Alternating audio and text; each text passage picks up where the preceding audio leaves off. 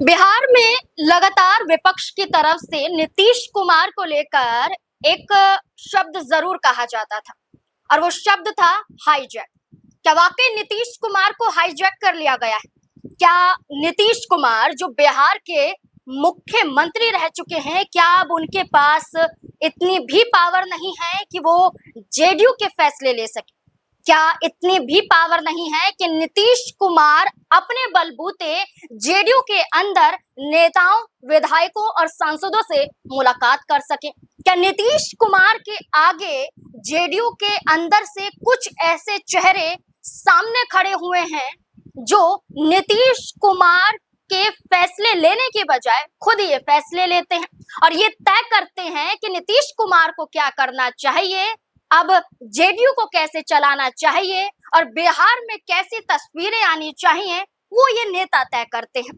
हम किसी का नाम खुद नहीं लेंगे, लेकिन कई सांसदों के जरिए और जेडीयू कार्यकर्ता और नेताओं के जरिए कुछ चेहरों को लेकर नाराजगी साफ तौर पर जाहिर की गई है और वो चेहरे हैं जेडीयू के राष्ट्रीय कार्यकारी अध्यक्ष और सांसद संजय झा और मुंगेर से सांसद और केंद्रीय मंत्री ललन सिंह को लेकर। दरअसल ये सवाल क्यों उठ रहे हैं कि नीतीश कुमार अपने फैसले नहीं ले पा रहे।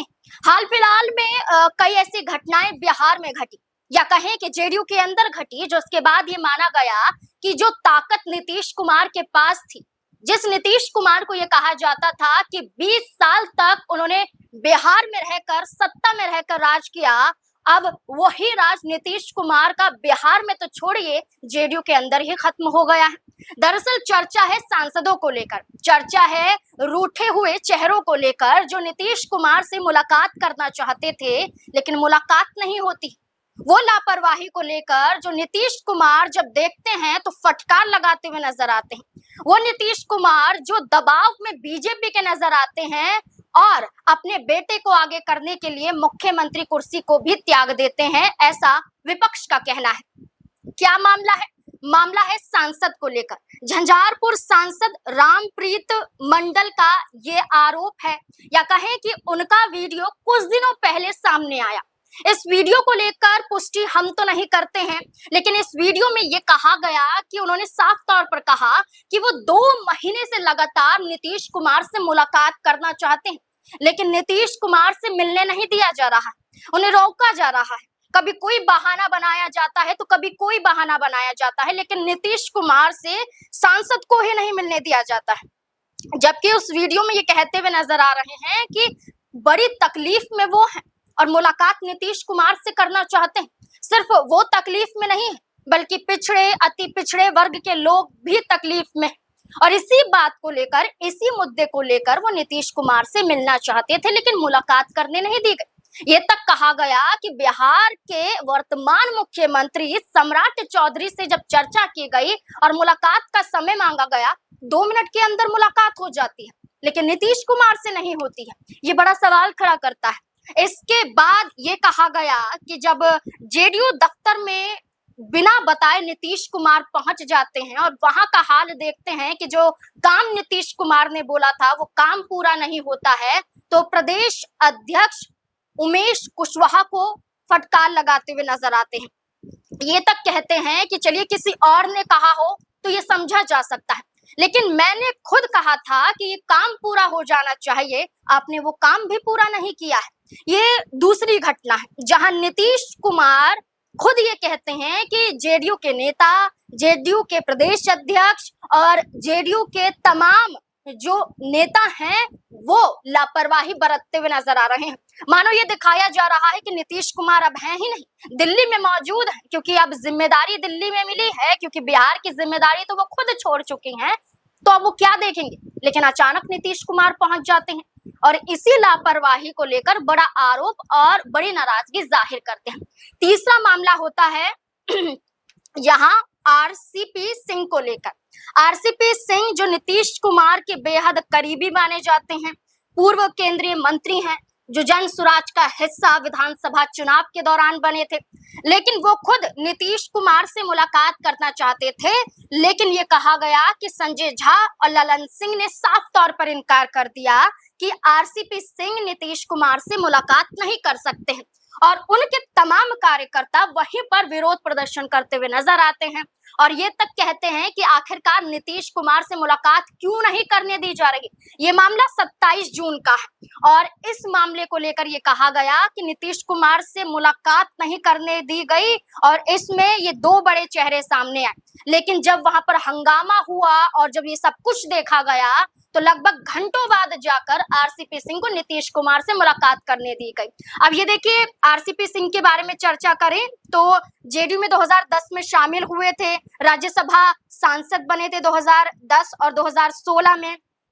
इसके बाद नीतीश कुमार ने बड़ी जिम्मेदारी दी थी 2020 में। ये जिम्मेदारी थी जेडीयू पार्टी के राष्ट्रीय अध्यक्ष के तौर पर।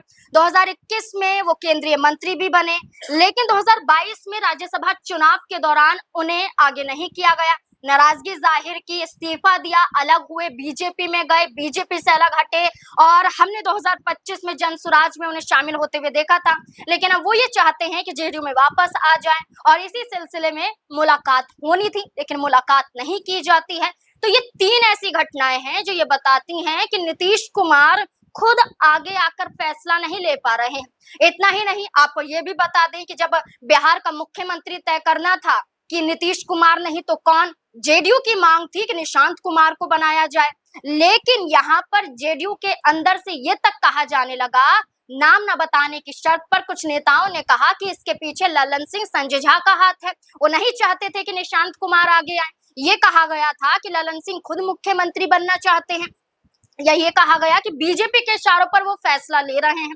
तो ये तक देखा गया कि सम्राट चौधरी को मुख्यमंत्री बनाया गया। उस दौरान जेडीयू दो धड़ों में बट गई थी, एक जो समर्थन कर रही थी, दूसरी जो नाराजगी जाहिर कर रही थी। और ये तक कहा गया कि वो जेडीयू को छोड़ देंगे क्योंकि ये फैसला उनके हक में नहीं हुआ।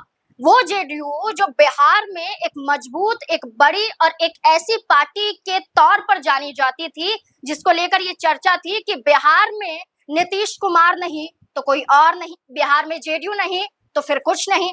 आज वही जेडीयू को साइडलाइन कर दिया जाता है और इसके पीछे जेडीयू के अंदर तमाम नेताओं, तमाम सांसदों को लेकर चर्चा की जाती है, लेकिन इसकी पुष्टि हम फिर कहेंगे नहीं करते हैं। ये तो खबरों के माध्यम से कहा जा रहा है, लेकिन देखना होगा कि आने वाले वक्त में यही हाल रहता है क्या। नीतीश कुमार को लेकर जो कहा जा रहा है कि नजर बंद कर लिए गए हैं, वो फैसले नहीं ले पा रहे हैं, बल्कि उनकी बजाय कोई और फैसला जेडीयू में ले रहा है और इसी फैसले की वजह से जेडीयू के अंदर फूट पड़ रही है, तो क्या आने वाले वक्त में उन्हीं चेहरों पर गाज गिर सकती है?